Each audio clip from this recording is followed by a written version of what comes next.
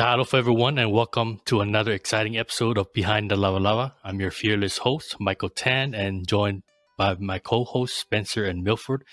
Today, we're honored to have a special guest with us, the YouTube sensation and face of Kuldip TV, Mr. Kuldip Shergill. He'll be sharing his insights and journey in the entertainment industry. This episode is brought to you by emcee Watches, bringing you the best in Pacific style and quality. So get ready for a dose of inspiration and entertainment. Sit back, unwind, and let's get straight into it. So I'd like to start off with an icebreaker question before we get into the meat and potatoes. And the question is, what is your favorite childhood memory? And I'll start it off before I open it up to the floor. One of my favorite childhood memories, because my dad is Chinese, he would always take me to the restaurants where he cooked. He was a chef, and he would always try to teach me how to cook.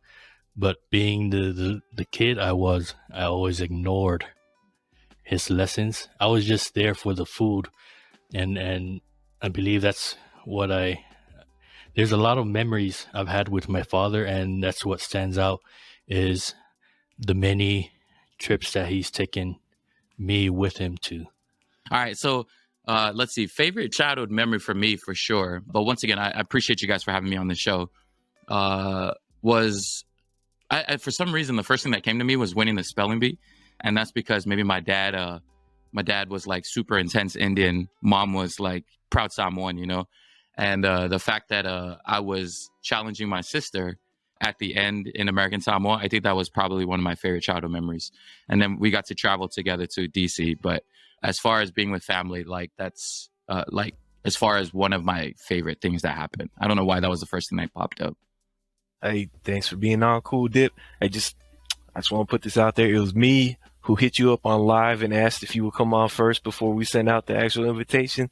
Oh, word, that's what's up. Okay. I'm a fan of your content, but it's not really a favorite childhood memory, but it's a big one ingrained in my memory. And just because the Green Ranger passed away recently, Power Rangers came to Hawaii, Aloha Stadium. Everyone's hyped to see him. Biggest thing going on. And then I'm a little 6-year-old. My stomach starts rumbling. Like, uh-oh, got to go to the bathroom. So my mom takes me. We stand in the line for the porta potty. And then that line is long. I got to go. And then I go in my pants. Little 6-year-old just grabbed his pants. You can see it in the shadow. I got a little tail sticking out of my shorts. And then you just see the look on my mom's face, like, oh, so we're rushing, having to go through the swap meet to buy new clothes and, change me and clean me up. And then we get back after all that, and I missed all the Power Rangers on stage. But at least my brother got to see him. But yeah, hey, for a moment there, I thought I heard it again. I was like, what was that noise in the background? It lasts. Like, damn, bro, what is that noise? But yeah, it's not my favorite, but one that's like, yeah, I was like, is this our favorite memory or like traumatizing memory? What is happening here? So for me, I grew up in 29 Palms. I've said before, when I was a kid, this was before 29 Palms really had much going on, that's kind of a joke, because if anybody knows 29 Palms, they probably don't think a lot's going on. But when I was growing up, there was only one fast food place in town. That was Del Taco. And so by the time I think I turned like 10, like we finally got a McDonald's, because we used to have to drive from 29 Palms to Yucca Valley if we wanted to go to McDonald's or something. So it was a big deal. But when we finally had our own McDonald's, like, I don't know, that place was it was the place, because it's like, oh, we get hamburgers and we can play on the play place and all that stuff. So like that was a big deal when 29 Palms finally got its McDonald's. We could hang out there. So I guess that's got to be one of my favorite childhood memories, is just hanging out with cousins and friends over there. All right, thank you, everyone. So, Kuldip, let's touch on your humble beginnings, on your genesis. Could you tell us more? Yeah, we don't have to get too close. Okay. Could you tell us about your parents, where you're from? Yeah, for sure. Let's see. Do you want the last four of my social security too, and my mother's maiden name? If you're comfortable with sharing it. Okay, let's see. Born and raised in a small village in American Samoa called Nguuli. Mother is American Samoan. She's from American Samoa, and then father is from India. So my joke is, I always say it's like if Dwayne the Rock Johnson had a baby with like Aziz Ansari. Some people don't know who Aziz is, but essentially, I grew up in that village. I went to high school, elementary, kindergarten, everything all throughout, like kindergarten all the way through high school in the same school. It was a school called Monumalo Baptist High School in Malaimi. And then in 2006, I graduated and I came to Hawaii, went to university, realized I wasted all my time and money. And then I've been living here ever since. Started a business, and then the rest is history. Oh, so you went to a private school, huh? So how was that experience? Yes, private school was great. I guess there's the first thing I think about when it comes to private school was, man, we lost every single sport when it came to the sports stuff.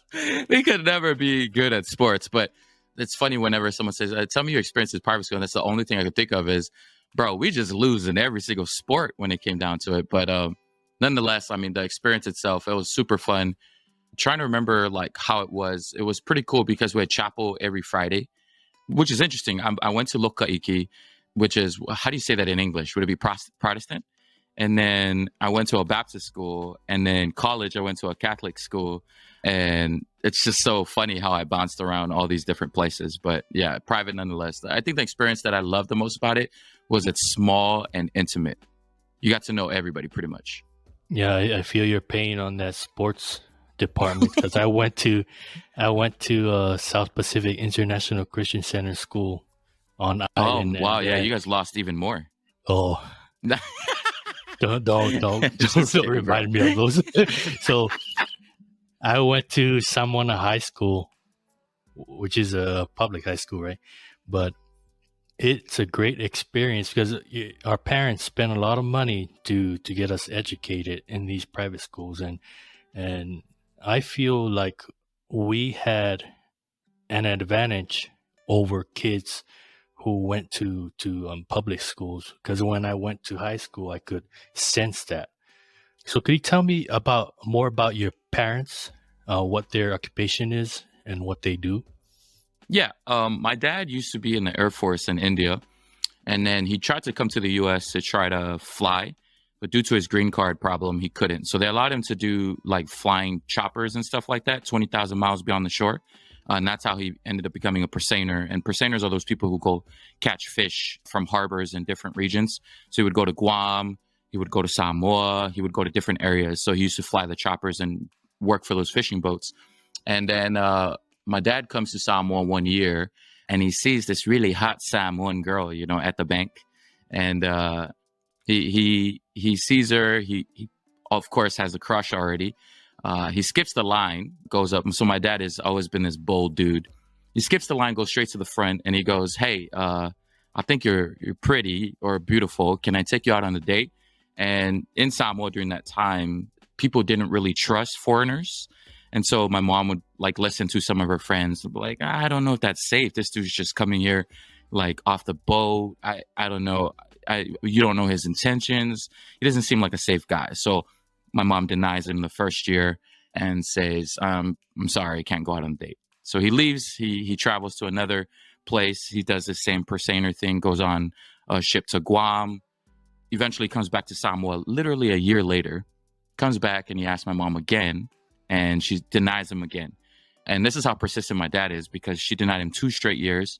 He comes back the 3rd year and he says, "Hey, this is the last time you'll ever see me again. I just want to prove to you that I really want to take you out on a date. Just go out one time. If you say no, I won't bother you ever again. I won't be back in Samoa ever again." She says, "Okay, fine. What would lunch? Lunch wouldn't hurt." He takes her out to lunch, and then the rest is history. So dad came all the way from India, met my mom in Samoa. My mom grew up in American Samoa. She moved to high school in McKinley. This was like 1960 something, I think. She was probably by 20 by then. She came to Hawaii, did some school here, and then eventually went back home. And then she became a loan manager at, I believe at the time, American Samoa had Bank of Hawaii. And then now she is one of the loan managers. She works now for ANZ or the development bank. But dad was a professor before he passed away in 2015. He was a teacher in ASCC, American Samoa Community College, for those who don't know. So my dad would be one of those who stood up by the harbor, and once the Chinese, what's it called, Persianers? Yeah, Persianers. He would throw the rope, and my dad would catch it and bring in the rope to tie the boat. Oh, wow. Yeah. So our dads were probably best friends and we never even knew. Yeah. So I know you mentioned your sister in one of your videos. Are you two the only? Yeah, the only two. children? Could you touch on, because you mentioned on one of your videos on YouTube, it was very inspiring, your video that you did on the bullying and the discrimination that you faced being half Indian, half Samoan. Could you touch a little bit on that? Yeah, absolutely. I noticed this, first of all, I noticed there's a lot of touching happening on this show. Like, I'm starting to wonder, like, we're getting intimate here. I love it. I love it. It's how we communicate. Yeah, I love it. But let's see. I don't know if anybody is currently watching. I'm a fan of keeping up to date with whatever is happening currently. And the number one streamed show on Netflix right now is Ginny in Georgia. And I never could relate so much to a show because Ginny is this African-American Palangi chick. So she's half black, half white. And she could never fit in with the blacks because she would go to them and they would dub her a white. And she could never fit in with the whites because she would go to the whites and they would dub her a black. It was like this identity crisis of trying to figure out, who do I really truly fit in? And that's exactly kind of like the same experience I grew up in Samoa with. Was I couldn't really hang out with Samoans because every time I went around Samoans, they'll be like, hey, and they would think like I don't speak Samoan. And so they would automatically dub me an Indian. And then for some reason, whenever my dad's Indian friends would be around and some of the Indian kids would come around, it was rare to find an Indian kid in Samoa. There was probably like 3 or 4 of us. But every time I went around, some of the full Indian kids, they'd be like, oh, he's not Indian. That guy is Samoan. And so when it came down to bullying and discrimination, I always felt like I had a hard time trying to fit in different areas. And so that's the toughest part about growing up, being Afghasi, or whatever term people dub it, because people tend to be very political with their statements. Now, I don't really care. At the end of the day, I just, the main moral behind everything was it was tough for me to fit in. I couldn't fit in most places I went. But I was fortunate, like I say in that video, that I had my sister. So she's the other person who was experiencing that kind of problem. So we could always, like, if we had a bad day or if we had something that we went through, we could always get together and talk about it and laugh about it. And that would like pretty much break the ice, so to speak. Yeah, I can relate to that mostly because I'm half Chinese, half Samoan, and it was difficult to hang with people because at the same time, I was similar to you in school. I was considered a nerd mainly because that stereotype that Asians are smart. So guess what people do? They assume that I'm smart and they come to me with their homeworks, right? But they don't realize how dumb I am.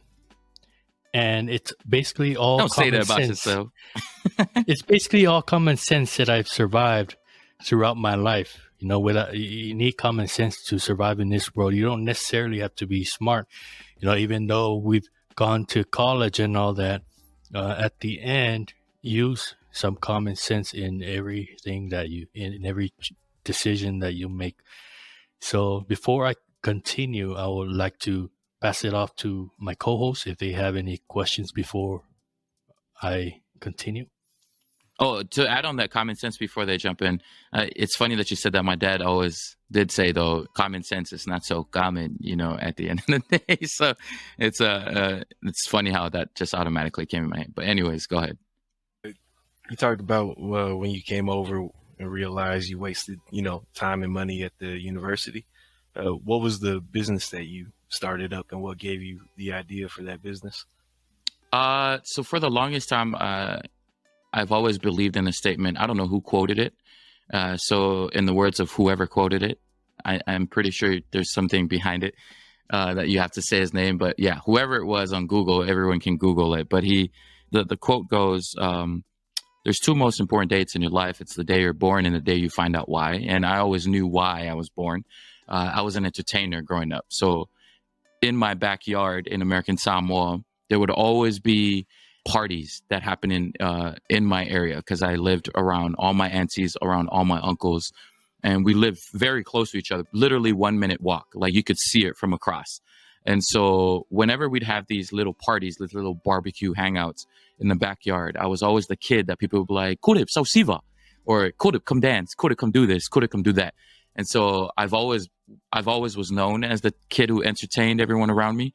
And so I enjoyed that so much. I never realized that was something I could make a living out of it. Fast forward to college, or I come to college, and there's a stereotype of both on the Asian and Samoan side where, hey, school, education. Oh man, it's the most annoying thing that you grow up learning eventually, that education is the most important thing. And I found out quickly when I got to the university that education wasn't everything, because I had a 4.0 in every single aspect of my life, from kindergarten all the way to college. I was a valedictorian of every single class I was a part of, straight A's in every single thing, never had a B in my life. But here was the problem. I graduate with my bachelor's and I try to apply for some jobs in Hawaii, and nobody wanted to hire me, no matter what my resume was, no matter if I was a straight A student. So I thought, oh man, I guess maybe I got to do my master's.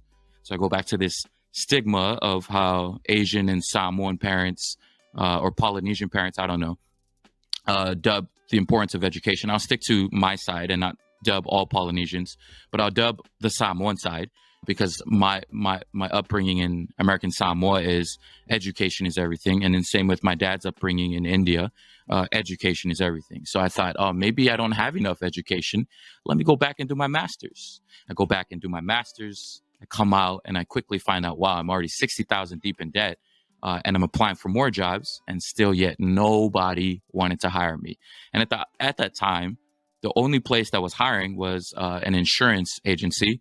You know, multi-level marketing companies will hire just anybody. So I was like, you know what, let me work for this insurance industry and see. And so the more I worked for all these different places, the more I started to realize that no matter what place I went to, I was still like the entertainer wherever I went. And if I rewind back in college, it reminded me of the days when teachers would see me in the student center, and I don't rap. The only thing I rap, are presents for Christmas, but I would be rapping here and there in the student center, like Eminem or doing stuff. And they would be like, yo, man, you can spit.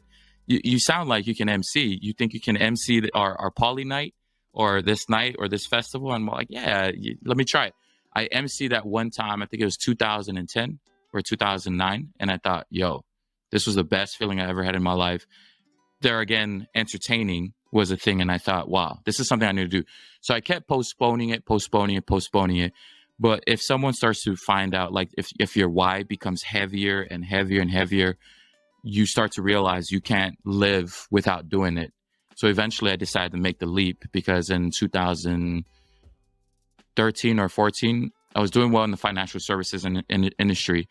And they told me I was going to become this thing, or I was failing a lot too at that time. In sales, everybody fails a lot. So I learned the aspect of failing pretty early, and I wish I learned it earlier on. And I realized there that, if I'm going to fail in the insurance industry, why don't I fail in the business side of entertainment? Because that's what I love doing. If I fail in the insurance industry like 10 years from now and I don't know where to go, I'm not going to be proud of myself knowing that I'm doing something that I don't love. But my mindset was, what if I fail in the business that I enjoy doing? What is going to happen if I do fail there? Well, at least I can say to myself, I can be one of those people who say, if I do fail, well, at least I tried it. And here we are. I'm still in the entertainment side, seeing how far I can take it. Yeah, so I just wanted to ask this, and Michael, you can weigh in on this too. And if you go on, you can even pass on this question because I had no idea what growing up on the islands like American Samoa is like, and I was just talking to Michael, talking to my sisters who grew up there. I didn't know that there was kind of a stigma on outsiders and whatnot. And so you spoke on how you dealt with some challenges coming up as Afakasi over there. How was it like for your fathers? Like what was life like for them? Were they happy in the island as well? Did they feel a lot of that ostracism and whatnot? I'm just asking because I'm genuinely curious because I don't know what life is like over there, and I'm just kind of looking to get educated. You don't mind touching on that? Going back to more touching. Yeah. No, I love touching. So let's touch some more.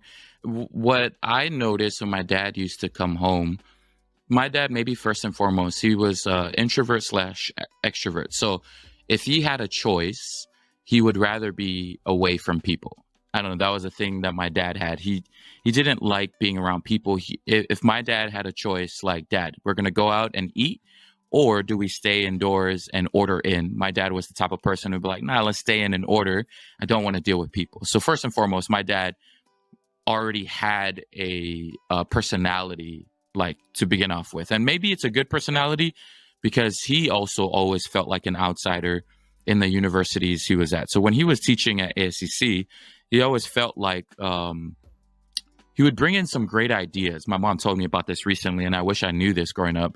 And I told my mom, what was it like for Dad being in Samoa? Because, he's Indian, and every year he would win like every other year. There would be this stigma or hatred or jealousy of this outsider that he would win who's who of America's best teachers. It's like probably one of the highest honors. And a lot of the teachers in Samoa wouldn't get that honor, but the students of Samoa at ASCC will vote for my dad to get it. So my dad would win it. He'd win it numerous times. So long story short, he had some national recognition through the who's who. And it gave him, he liked the recognition because what it allowed him to do was it allowed him to try to talk to some of the highest level people in Samoa, whether it may be the governor or whoever. So he would bring some amazing ideas. And my dad, like, I think this is why I developed you better do what you love, even though he was kind of against me. I think if he was alive right now, he still wouldn't be alive or happy with what I'm doing because, I'm doing something that's not Indian, like a doctor or a lawyer or whatever. But it's funny because literally my dad taught me through his actions that he wanted to do what he loved. So my dad was a pilot, and he tried to start up pilot programs in Samoa, some amazing things to create more pilots out of American Samoa. And no matter what he tried, there was always some Samoan person blocking him from trying to achieve some of the things he wanted to give back to the islands. And so long story short, my dad could never fit, like, if there was just a lot of hatred behind his back. And while he was growing up in Samoa, there was just a lot of stuff that was either blocked. For some reason it would never pass. So he tried every year to try to apply for this pilot pro. He even said, hey, I have the funds from a program that I've applied to. I can bring out because they would say, oh, you can't do it because there's money issues. We have money issues that won't allow you, or there's harbor issues that won't allow you to bring in choppers or planes or whatever. And so there was all these issues every single year. There was always an excuse of, hey, you can't do that, you can't do that. And so every time my dad tried to start something, there was always someone getting in the way. Eventually my dad learned, all right, I guess at the end of the day, I can't progress as a person here. So I'm just going to do my own thing, go to school and come home and just, love on my kids. And so at the end of the day, I think my dad eventually settled into becoming a parent more than he could do in the other aspects of his life. So I know, if I know anything about my dad, or I learned through his actions, was he was a kind of guy that really just wanted to accomplish or give back as much as he could. And unfortunately, it was always blocked. So eventually, instead of giving back to ASCC, the American Samoan Community College, or in other aspects of the Samoan community, I think he just wanted to give back to his kids. So he would spend most of his time trying to tutor us or teach us and do those kind of things growing up. I would say that my dad was similar, but he was mostly the type that kept his head down and tried to stay within his community. Mm-hmm. Every time I'm out in public with my dad, you could always sense or hear comments made by people, especially kids. They would tease the Asians, the Chinese. They would say things like "sangaelo" or "makapipinti," or they would cast words thinking that people don't hear them. But I think my dad knew his situation, but he was the type that held everything in. He never expressed it outward. He would ignore any violence that's casted upon him. I think I'm similar to him. He's a type that if something is done to him, he would smile back and go on about his way. When my dad was working a business in his early 20s, he was a victim of Asian violence. He basically all his jaw was broken. He now wears dentures. I guess a group of Samoans came up on him and beat him with stones, and it really affected him. And I know that I can't speak for him, but I know he's still in pain from what happened to him in the past. But at the same time, I know my father. He's a very humble guy, and he's not the type who will blame others for the things that happened to him. He's the type who will continue with his life and do as much as he can to provide for his family. So yeah, that's how I see my dad. I think I've gotten a lot of qualities from him. I think that's mostly why I don't stand up for a lot of things like bullying. If in school, when I was bullied, I would stand up, smile at them, and walk away. When I'm involved in fights, I'll fight, but then at the same time, I'll still walk away. So that was my experience with my dad on that aspect of being Asian in American Samoa.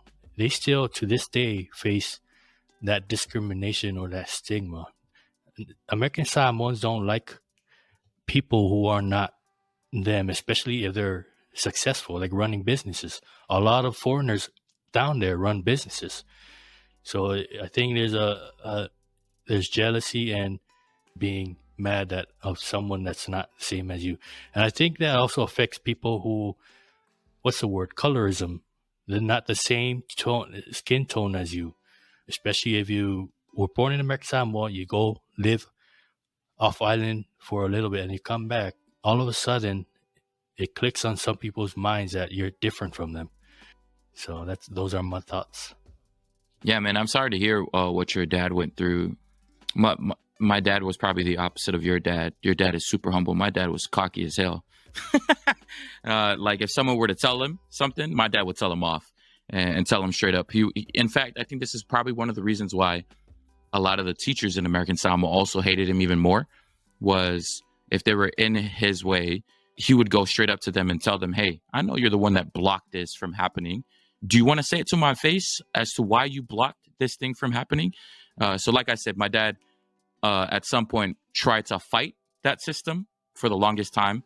And I think it's his personality, the reason why I decided to create that video. For the longest time, I was scared to create a video of how the bullying is happening in Samoa.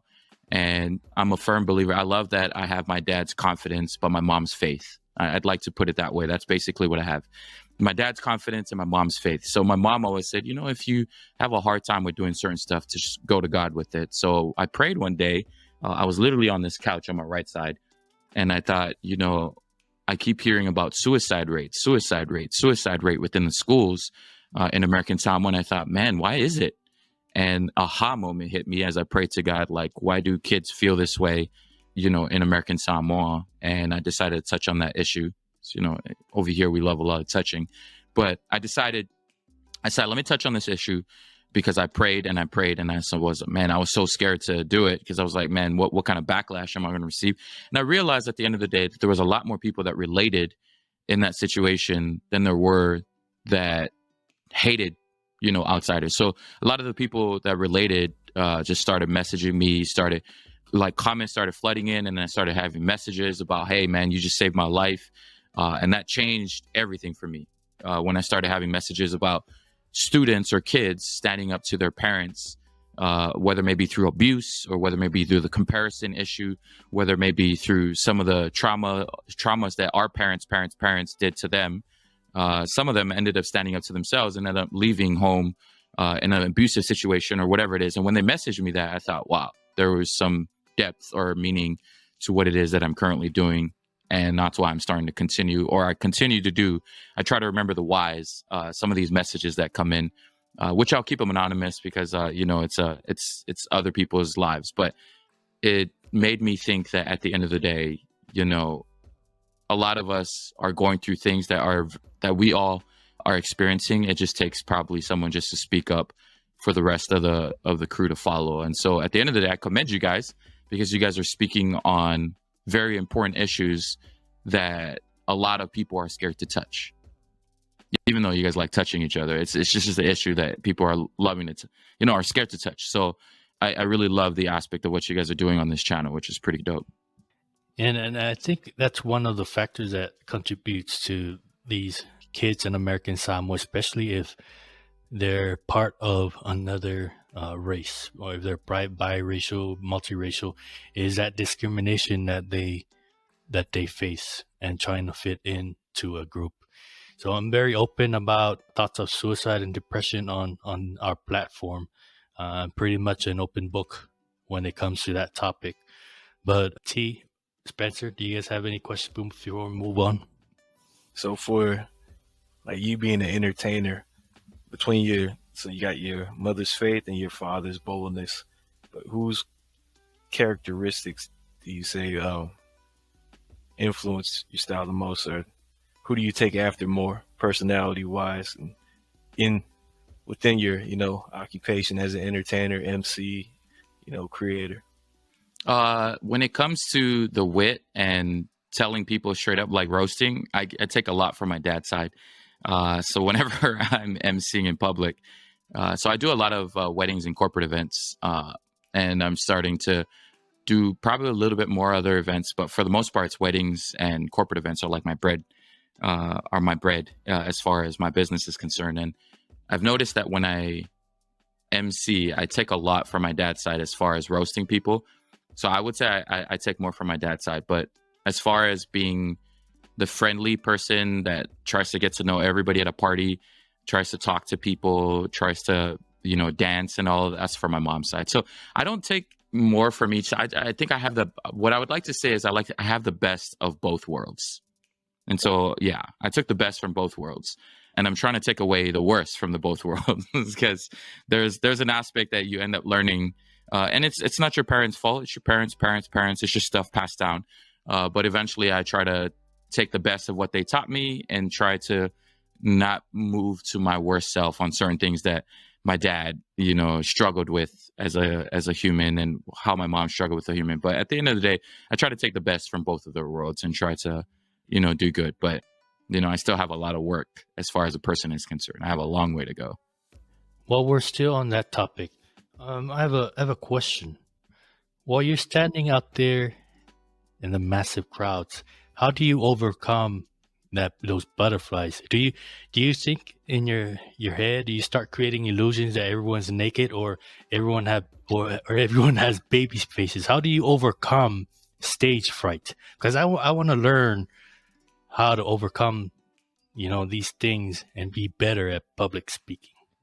Yeah, so absolutely. Right now, I was picturing you guys without clothes, and that's what made me so confident to do this in the first place.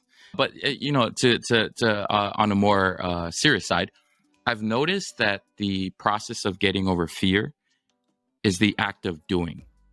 It sounds simple, but like if there's something that you're truly, truly scared of, let's say, for instance, talking in front of people in a massive crowd, the number one thing to help you get over that fear is to get up and just do it. So I remember different aspects of my life. I was scared in front of people, whether I was valedictorian and speaking in front of my elementary class, the entire high school, in high school, the valedictorian at the university, standing in front, I was always nervous. So the butterflies were always there. But what I noticed was my voice would shake too. Like the way I talk now is completely different. But like, I think at some aspect, I still have it.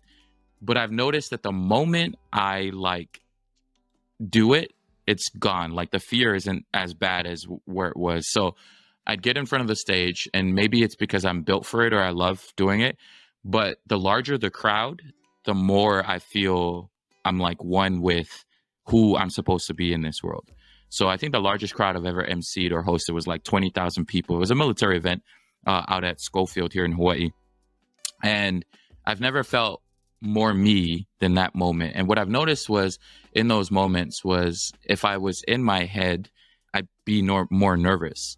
And so rather than be in my head, I would just go out and do little things to try to crack the barrier. And one of the best ways to crack any barrier is humor. And so I would come up and I would try to say something that most people wouldn't say when they get on the mic. And whatever it may be, I'd see someone out in the crowd doing something and I'd call it out, or I'd do something focusing on that one person, no matter how large the crowd is. So what I tend to notice was, as far as fear is concerned, you have about, and Mel Robbins speaks on this. I don't know if anybody knows about Mel Robbins. I don't know if you guys are aware of who Mel Robbins is. And it made sense, the science of what she was talking about. I never knew I did it, but the science of how she said is how to get over your fear of talking to people is you have literally 5 seconds to do whatever it is that you're scared of. So let's say there's a chick and you're scared to talk to girls.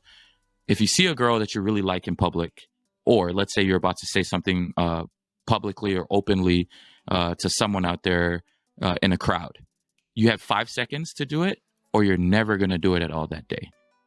And so I never knew I did it, like subliminally or unsubconsciously. If there was a girl I'd like, or if there was a moment I was scared to say something, I would count down from 5 seconds. I would go 5, 4, 3, 2, 1. And if I didn't say it by then, I'm never going to do it. So I try to beat that by counting down from 5, and then I just go do it. Same aspect of how I ended up starting the YouTube channel of dancing in public. I was at Ala Moana, and I was like, yo, man, I'm so scared that I'm going to get kicked out by security. I'm so scared about all this stuff. And I never knew I did it, but I was the kind of, my dad taught it to me subliminally that, hey, if you want something, just go do it. And so the act of doing eliminates fear, pretty much.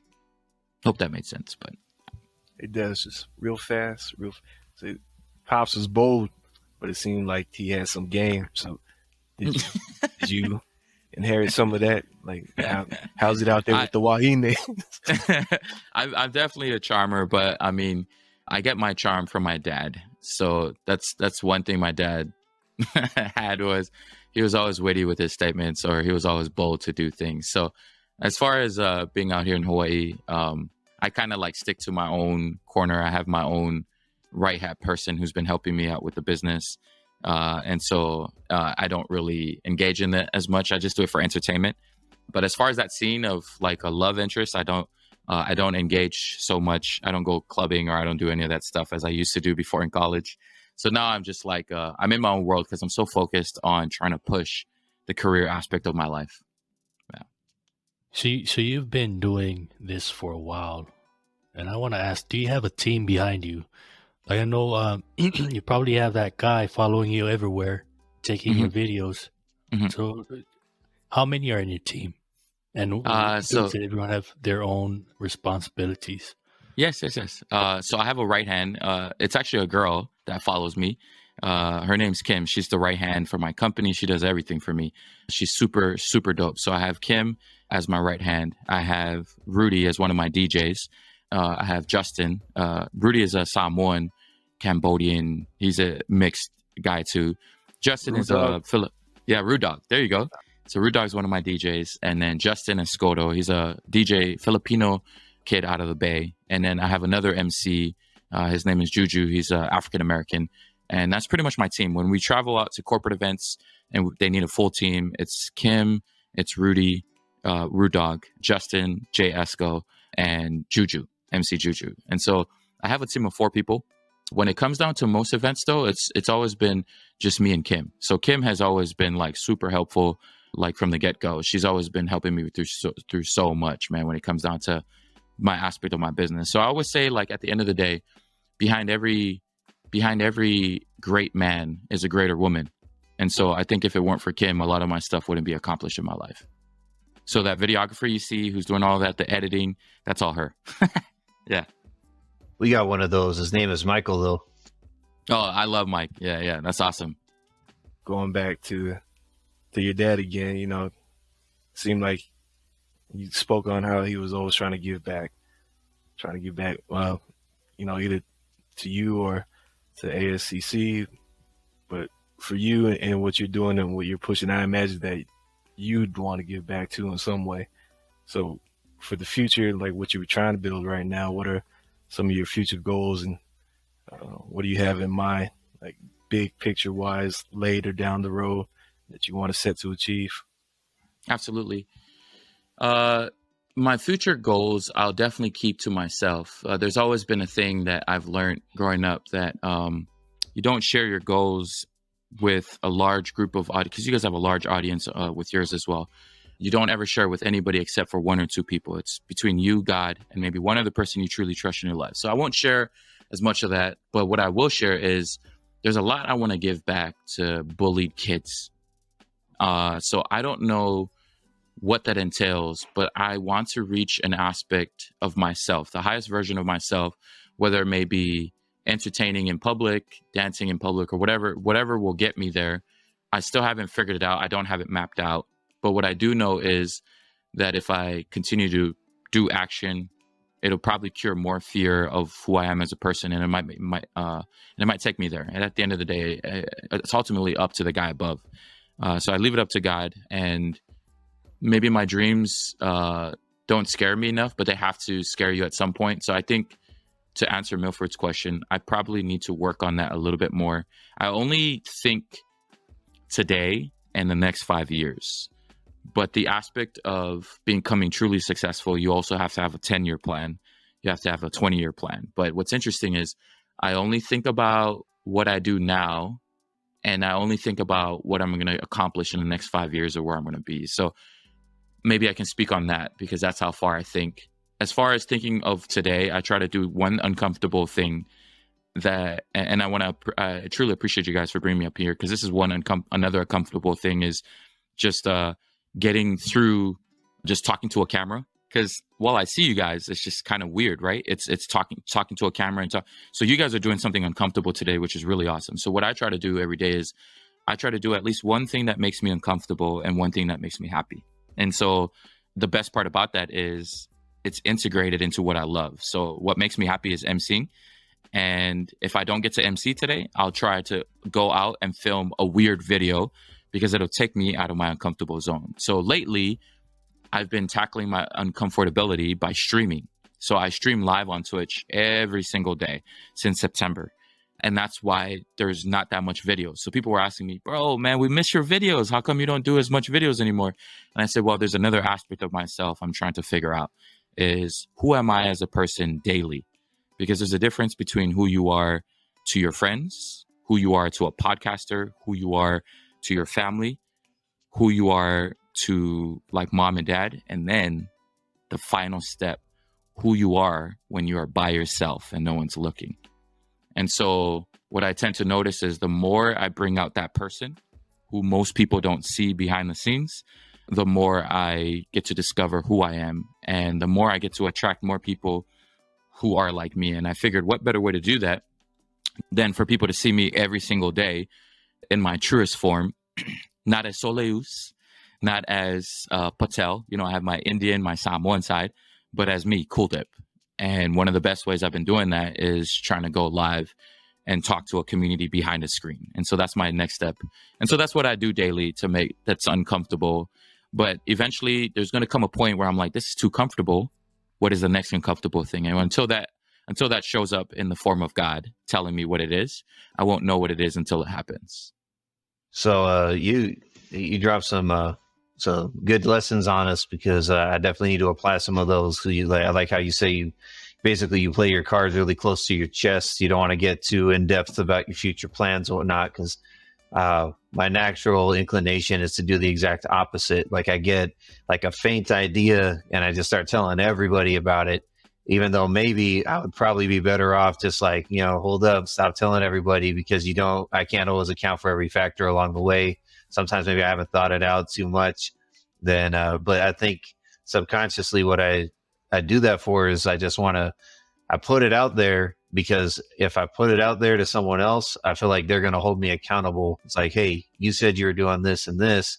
So maybe them getting on my case later on just kind of lights a fire under me. I want to do it.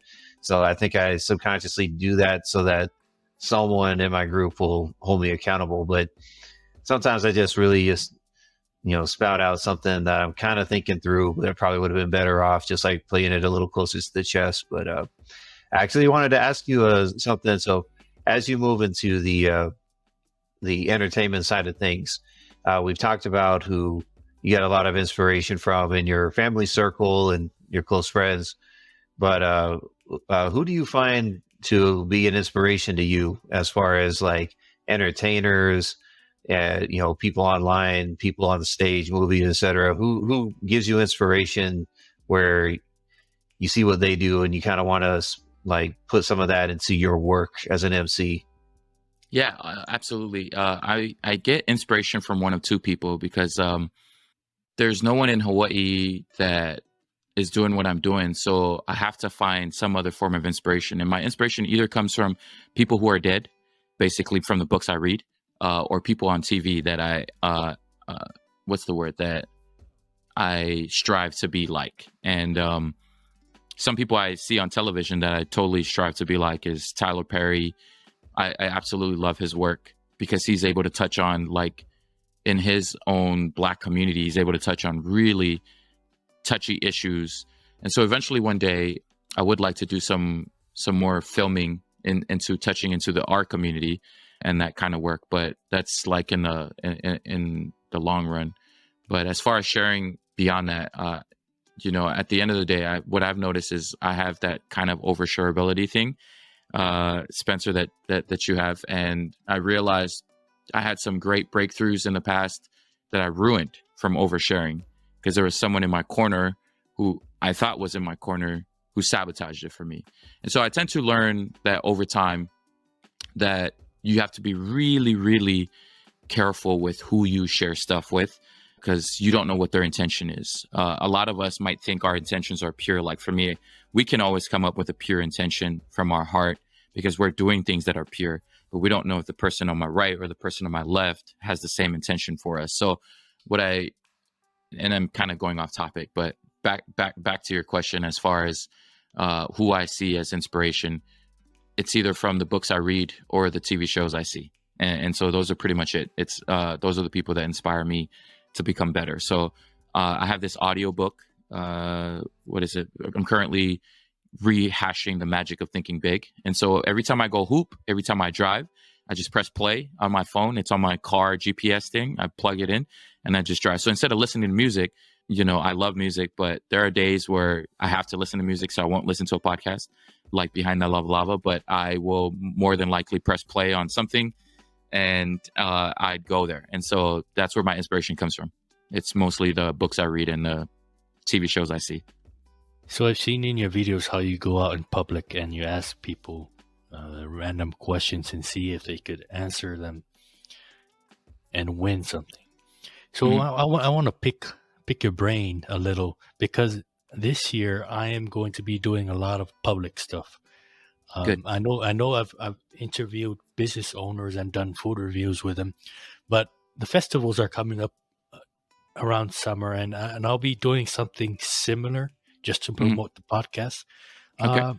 How do you get around people, threatening you or ignoring you, or just walking up to someone and asking them a question? I know you mentioned your 5-second rule, but could you elaborate on how you do it? I'm going to teach you the secret that it's going to blow your mind. I noticed that you approach the best looking person wherever they are. That is it. That's the secret. So I'll go to the beach and I'll look for the most beautiful girl, or I go to the beach and I look for the most beautiful guy, like most handsome guy. And you approach them. Here's what's so amazing about that is the hardest part, Mike, is walking up to them. That's the hardest part. The moment you talk to them, you'll realize they're very secure with themselves. They won't threaten you. They won't do anything. This is why I go to Waikiki. What people don't realize is I've never told this secret to anybody, but you guys get to know this secret. I don't go to any other aspects in Hawaii because there are some people who are insecure with who they are as people. And I've noticed, because there was some cases where, I'll give an example. I was in Waikiki and I decided to go away from my niche. And my niche is most beautiful girl at the beach or most beautiful guy at the beach, most handsome guy at the beach. I went away from my niche one time and the dude like just threatened me and just like, I was like, yo, this dude just wants to like kill me or something. Like, it was just crazy. So I tend to realize that at the end of the day, I'll stick to my guns. And my guns is, at the end of the day, whenever you're going to go do this, Mike, this thing at being in public, you want to look for who the most attractive person is and approach them. And more than likely, they are the nicest people you'll meet because they're comfortable with who they are as people. If they're comfortable on the outside, more than likely they're comfortable on the inside because, you know, they've worked so hard on that aspect of who they are as people. So that's why if you look at most of my videos, every single, like majority of the people there are very good looking people. And that's what makes it so easy to approach. We'll edit your secret out and keep it secret because Thanks, once man. they see Mike or one of us, you know, talking to someone, they'll be like, oh, so that was the most beautiful person. And then, you know, like, oh, damn, that's who you thought was the most. Yeah. So, I mean, but it doesn't happen all the time. It doesn't happen all the time. That's one of the main aspects is you approach, and that helps you get over your fear. Like, oh wow, I can't believe I talked to her, or wow, I believe I talked to that homie. You know, like I can't believe he gave me the time of day, right? So that's just one aspect. The next aspect is there's always someone that's going to smile first. So sometimes, right?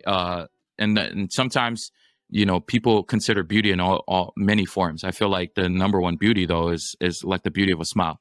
And so there are cases where what people don't consider a 10, I'll approach because they've smiled at me as I approach. And so that's another aspect of doing it is if someone gives you a smile, more than likely, you know, they're happier with who they are as people and they're willing to accept you. So I either look for the smile or look for the most attractive person. And that's like it sounds shallow, but it's one of the ways where I kind of already have an idea. It's like a science. If you take a look at some of the highest YouTubers, I didn't learn that through doing. It's funny, I did it, but I never realized I was doing it. I eventually learned it by watching YouTube videos. I was like, yo, I've noticed all these YouTubers approach like the most good looking dude or the most good looking girl. And I was like, why do they do that? I never understood that. And then I finally realized it's people who are probably already secure with who they are as people. They don't have any insecurities. They're comfortable with who they are. So whatever you do, as long as you come off with a good intention, they'll know that you're just doing a video or a funny thing or whatever. Yeah, thank you for sharing. I'll keep that in mind. And I know for sure your secret's going to get me in trouble with my wife. So I'll make sure that she's not around when I'm interviewing these people.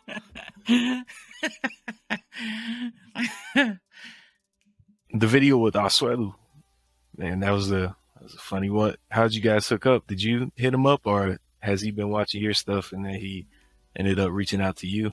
I was surprised, man. He knew who I was. He's the one that reached out. So I was in the mainland. I was at a basketball tournament in Arizona. And while I was playing, my Instagram notification went off and it was a blue tick on it. I was like, oh, cool. A blue tick influencer. I was like, I wonder who it is. And I looked over. I was like, Asuelu. And then he was like, hey, man, I'm going to be in Hawaii and let's film a TikTok. And that's all he said. It was like so funny. This is typical Asuelu for him. Like, hey, man, I want to be in Hawaii. Let's film a TikTok. And just from that, I was like, yo, this is so cool. I was kind of like starstruck because Asuelu is someone who's already created the influence. He's been doing this for a while, longer than I have. And I thought, wow, who am I? Someone who hasn't even been in the game for I haven't been in the game for at least a year. I only started my YouTube channel in 2021. Yeah, about a year ago or 2 years ago. And so I was only in the game for a year before Asuelu hit me up. And so I realized, wow, it's amazing what being you could do. And so that's why I continue to do what I do, because the type of people I've attracted in my DMs and more to come in the future. I've just, the more you are unapologetically you, the more you attract more people on the highest spectrum of life, so to speak, which is pretty cool. So I'm always kind of curious, like for entertainers such as yourself, what social media platform do you find is the most useful for pushing who you are as an entertainer, like pushing your brand, getting the word out, or just interacting with people? Or do you find like they're all they're all equally good, that you just like use them to reach different audiences? Or is there like a main one or two that you find most useful? Yeah, the most useful now. So as time goes on, I remember when Facebook, I'm kind of upset at myself for not hopping on the trend. So I've always been that person who doesn't hop on the trend right away or do something right away. I take too long and then someone beats me to the punch. And then, so lately I've started to learn for myself that if I don't get on the trend in the moment, I'll lose out. So during a time when Facebook was the platform, I remember releasing a video, and I don't know why I didn't continue to do it, but I released the video, and literally within 3 or 5 days, it hit 3 million views. And I was shocked. I was like, yo, Facebook. And during that time, it was like 2012, 13. Facebook was just released. They were trying to push people's videos. And then eventually from Facebook, Instagram started pushing their videos. And then short form became a thing when TikTok came around, before it became Musical.ly. And then now short form is the thing. So I absolutely feel, to answer your question, the best platform that you could release content on is any short form content. So rather maybe YouTube Shorts or TikTok, because I feel like most influencers, most people are being discovered quicker than any other time in the history. Like if you take a look on TikTok now, like there are more influencers blowing up overnight, not necessarily overnight, but like blowing up quicker than what it used to be because of short form content. So I think if there's any platform you have to be on as an entertainer, it has to be short form content, because I think the attention span as time goes on is getting lesser and lesser and lesser. And so you have to capture people's attentions now on shorter form content. So I feel like as an entertainer, I think that's the best way to get picked up. That's in my personal opinion. See, that's my problem. It's like, I've been trying to hit people up on MySpace still. I ain't got no hits in a while. So, I'm gonna keep that in mind. Yeah. Maybe create some short form content on MySpace. That might work. So, man, I know you're a hooper. So, and I used to ball all the time out there. What are some of your favorite spots right now? Oh, right now, for me, it was Sub Base, Pearl Harbor, Tabernacle, Makaha Beach, Salt Lake Park, the Marlowe Middle School, underneath the bridge. Yeah. I don't know. You look familiar, like I've played against you somewhere. Yeah, bro, that's amazing. Yeah, so I don't play outdoors anymore. I feel like the older I get, the more my knees are like, I don't know what's happening, bro. So I play only indoor ball now, and I play with only college level athletes. So I'm not saying I'm on their level. I am far from their level. But the reason why I play with them is it really shows how much work I need to put in to get back to that level.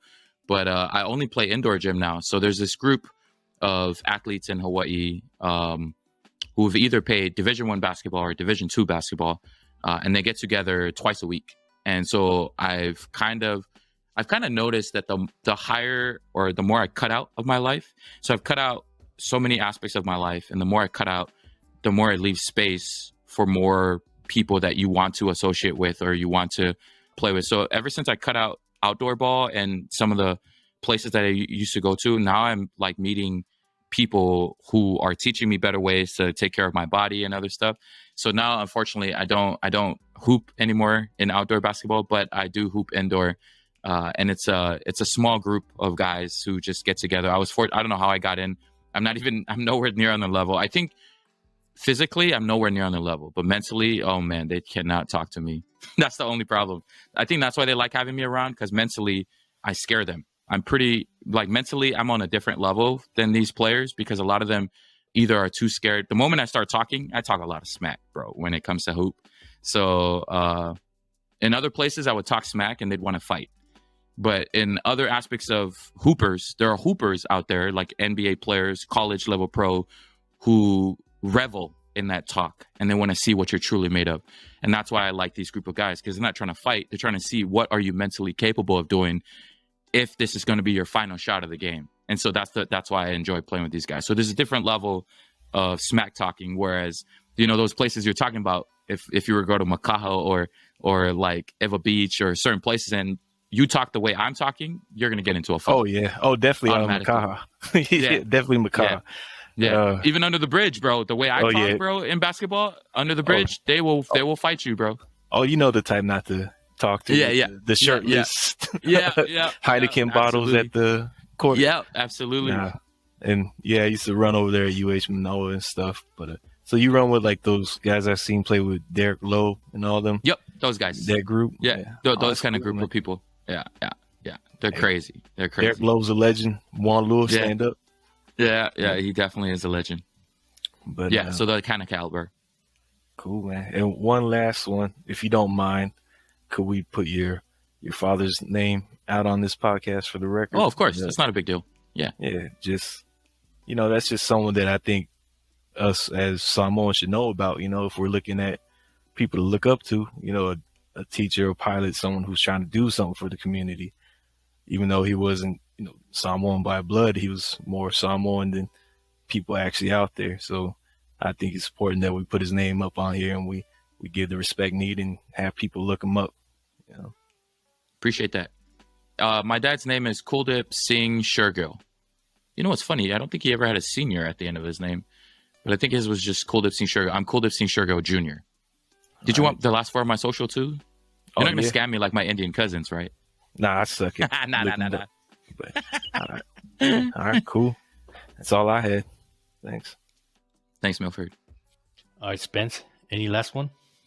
I think that's it for me. I've just been like getting an education here. Just been enjoying it.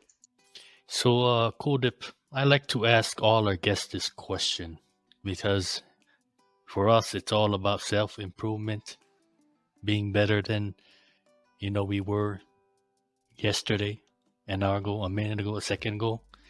So, do you have any questions for us? Yeah, I think the kind of questions I'd probably ask you guys is I would love to get to know you guys, but I don't know how long you guys have.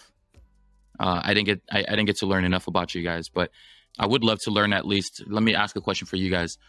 If there was one thing that you could improve for yourself right now that you wish you could do, what would it be? What do you think that is as far as you as a person? Like, what is that one insecurity that you feel like, man, if I just do this, whether it may be a Samoan man, or what is that one thing that you feel like if you did today, it would change or get you to that next level of who you are or your highest level of yourself? What would it be for you, Mike, Milford, and Spen? All right, I'll go first on that. I have there's a few things I probably changed about myself, but I think this is the one that in recent years I've identified as my worst trait. Because you were asking like, what's one thing we would change about ourselves, right? That was the question. Okay. Yep. It's this. I realized when I started this bad habit when I was a kid, where somebody wronged me. My mom would. Well, I was always taught, look, you can't judge people because you don't know them. You don't know what drove somebody to do the things they do, even if they did something to hurt us or hurt people we love. And so it's like you can get mad at them maybe, but at the same time, you can't really judge them because you don't know them and what brought them to that point.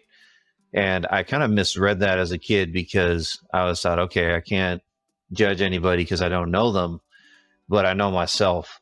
And so I become, it turned into this thing where lots of people, you hear the phrase that they can be their own worst critic. That's like me to a T. Like I'm my own worst critic because in my heart, I felt like, well, I can't judge anybody else because I don't know them, but I know myself.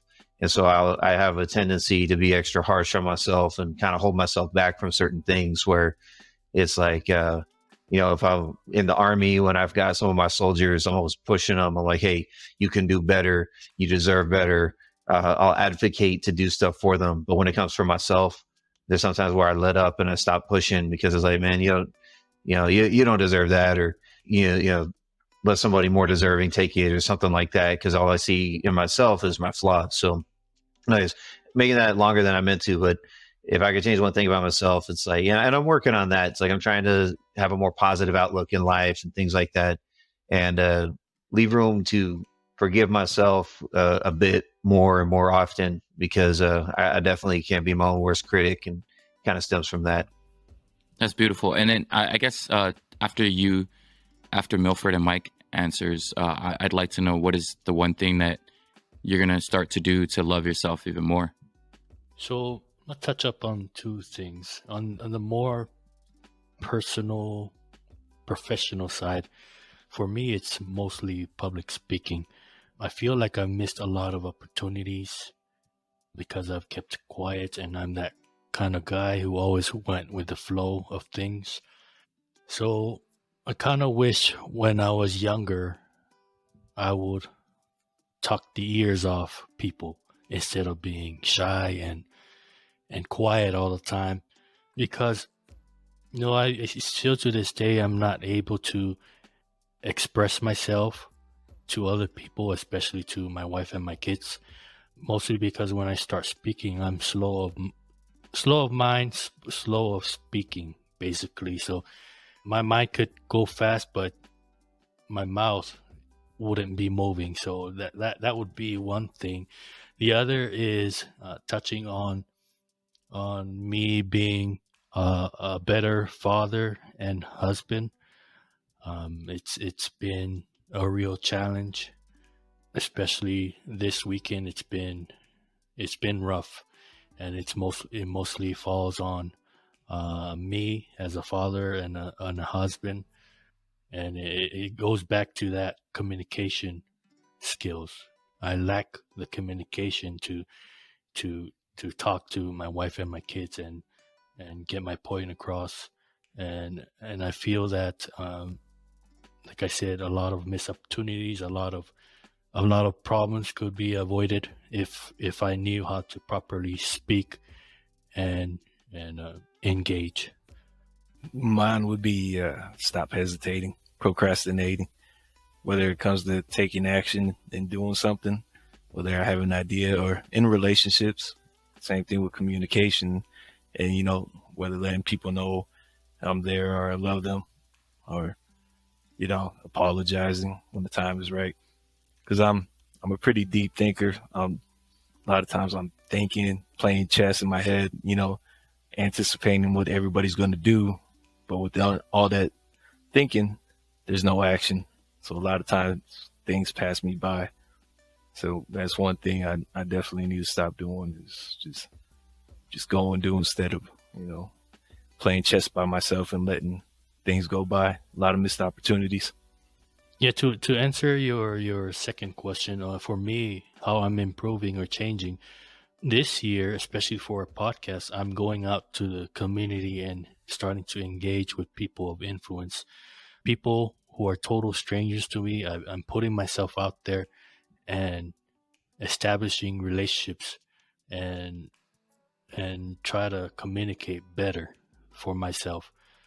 Yeah, as far as like trying to show love for myself and improve myself, is kind of like what T was saying, is I want to start stop procrastinating so much, because sometimes I'll have a pretty good idea of what I need to do and what I should do, but I'll find a million reasons not to do it. And, my actual problem is at the execution. And so at the beginning of this year, New Year's is often a good time to reflect on what you want to do, what your goals are. I've set some more tangible goals of things that I really want to accomplish this year, and I just want to really push myself to accomplish those goals, because then they're all in service of each other. Like it's not just like unrelated goals. Like each one actually ties into another. So I just want to try to value myself enough to say, hey, you know what, you deserve to do these things, and if the timeline has to slide, so be it. But that's not the goal right now. But either way, you know what to aim for, what to push for. So that's my current plan. I think the best way for me to love myself is to, like I said earlier, stop hesitating. And I find myself most happy when I'm serving others, or I'm actually making sure they're good. But I can't know if they're good if I'm not reaching out, if I'm not establishing that communication. Because I forget what I was watching, but somebody had passed away, and the family member that was affected was talking to a friend out of the family, and he was letting them know, like, man, you were there for me. You called, you texted. You were the only person who reached out to me. My brother, my father, they weren't there. They were like, oh, I was giving you space. Like, I don't need that shit, man, or stuff. I needed to know that you were there, and, you reached out to me, and I was like, oh, crap. That hit me, because I'm one of the ones who would think like, oh, they just need a little space. I'll give them their space, and I'll talk to them when the time is right. But the problem with that is you never know when the time is right. Sometimes you can read a room, but you never really know. So yeah, that's one thing. Just to start loving myself is to stop hesitating and reach out to people. Yeah, I appreciate you guys for and my mic is still working. I appreciate you guys for sharing everything about yourself and the one thing you could do to improve it. I might just want to give you guys, add a little thing to you guys. You guys are already currently doing what you're the thing that you're already improving on, and I applaud you guys for doing it. Whether maybe Michael, like with the speaking more, you're doing it already, bro. So I commend you for that.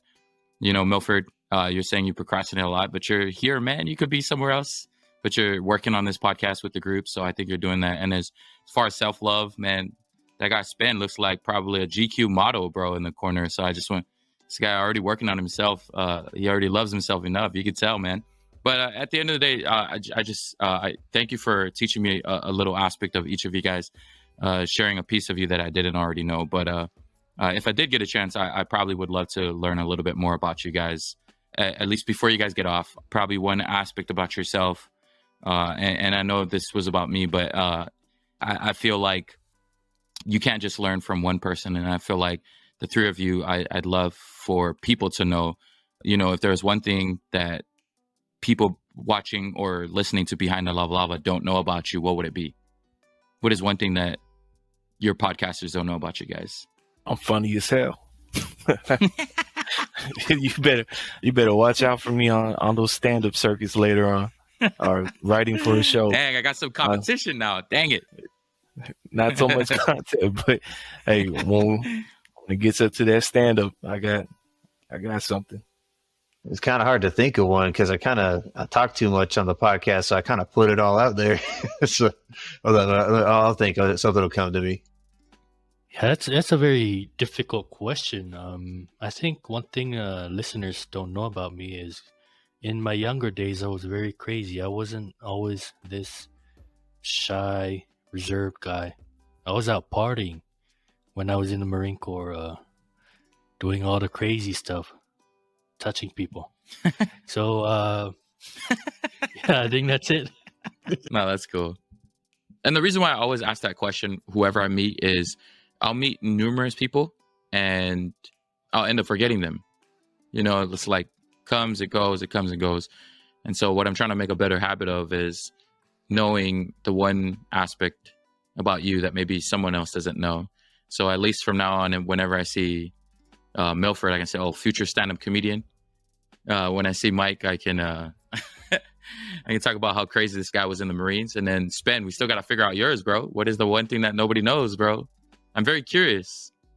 Yeah, me too. Like I'm trying to think, like, what have I not talked about, man? It's like, kind of an open book. I attended, okay, here's a dumb one. I attended 3 colleges, but got 1 degree. So here we go. Oh, word. It was What were the 3 colleges you attended? So I attended Southern Utah University, like right out of high school, before I went and became a missionary. I spent 1 semester at a Southern Utah University, ran out of money, and then I joined the Army so I could go save some away. And then I went to Dixie State University when I came back from being a missionary, and or Dixie State College. Like I don't even know what it's called anymore. That school's changed names like 3 times now. It's like, I think it's Utah Technical University. That's what it is. Utah Tech. I think they're like what the Trailblazers now or something like that. But when I went there, they were the Dixie State Rebels. I went there for 2 years, got married, moved to Las Vegas, and then I went on a few deployments. And then after that, I basically from my Army deployments, I finally had enough active duty time to get the post 9/11 GI Bill that could actually cover my degree. So I was like, well, why don't I finally go to a school that actually offers the degree that I want? So I went to a private art college, the Art Institute of Las Vegas, where I finally got my bachelor's degree in drawing cartoons. So there we go. That's pretty awesome. That's cool. Yeah, if there's anything you can take from our podcast, it's that we like to mention touching. So, Yeah, I've noticed. so At least Kuldip, you're all a very intimate group of guys. Yeah, how can our listeners reach you, and any shout outs? My main shout out is Milford. I appreciate you for thinking of me, bro, for this.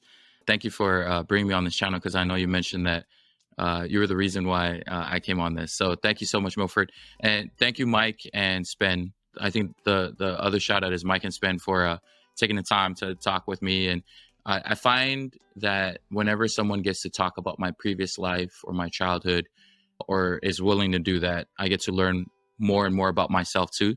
So I appreciate you guys for taking the time for getting to know me so I can get to know myself better. And then your listeners or your podcasters can reach me through Instagram. That's pretty much my main DMs. I rarely ever check Facebook. So it's funny that you guys manage. I have too many messages on Facebook. So the fact that yours came through and I managed to see it, it's pretty cool, but rarely, there's just too many messages that I've rarely take the time to even comb through it anymore. It's just too much. So Instagram might be the easiest way, because I only have like 3,000 followers there. So until it becomes like more and more famous on Instagram, I think it's so easy to reach me on Instagram DMs. And where can they watch your videos? Oh, they can watch me on every platform if they want it. It's Kooldip TV, KOOLDIP TV. Yeah, it's the same name throughout every platform. Yeah, real quick, on a scale of 1 to 10, if you were doing your out in public interview thing, how likely would we be to be approached by you to ask us questions? Oh, 10, man. You know it already.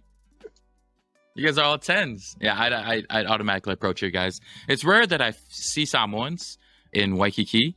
So it's funny that all three of you guys all look Polynesian. So I probably would have approached you guys. It's funny. Ever since I've gone to Waikiki, I've only seen 1 or 2 other Polynesian people there. It's rare to see Polynesian people. So that's why I don't really approach them. In fact, the only videos where you see Polynesian people being approached is my dancing in public, and they were Tongan. So I love seeing Polynesian people out, because I'll try to get them in my video, but I rarely do ever see them in Waikiki. It's so interesting. At least in the parts that I go to, I mostly see tourists. Thanks for coming on. Thanks for accepting the invitation, man.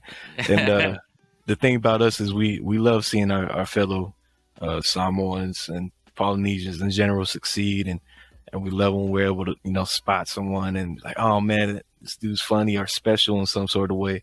So hey, it's awesome to have you on. And I was kind of like a bit like wondering, like, man, how long is this thing gonna last? Because I don't know what the heck we're gonna talk about, aside from the cyberbullying was a big one, the video we watched. But it's great to have you on. And like Spencer was talking about, with being educated, we're leaving a lot more than we expected, man. We're so grateful to you for that, and thank you for inspiring and continue to inspire. And man, we'll continue to follow.